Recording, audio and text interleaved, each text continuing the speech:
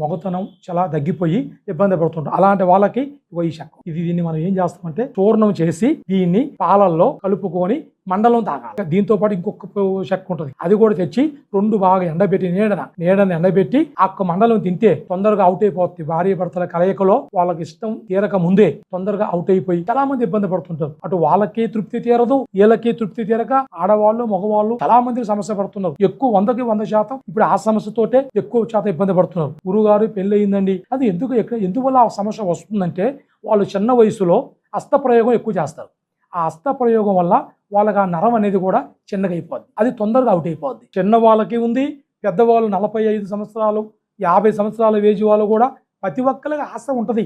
ఎందుకంటే 50-60 సంవత్సరాల ఏజ్ ఉన్న వాళ్ళు కూడా ఆశ ఉంటుంది. భార్యతో ఎప్పుడు ఒకసారి నెలకు ఒకసారో 10 రోజులకు ఒకసారో 15 రోజులకు ఒకసారో ఒక సంతోషంగా ఉండాలి అని ఒక ఆశ ఉంటుంది. కానీ వాళ్ళ వల్ల కాదు.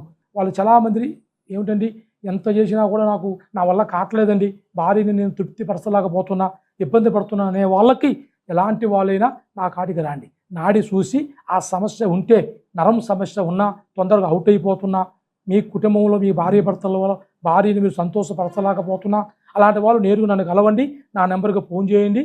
ఆ సమస్య లేకోకుండా మీరు ఆరోగ్యంగా ఉండి సంతానం కలిగి మీ భార్య భర్తలు మంచిగా ఉండేట్టుగా నేను ఖచ్చితమైన మెడిసిన్ ఇచ్చి మీకు బాగు చేస్తాను.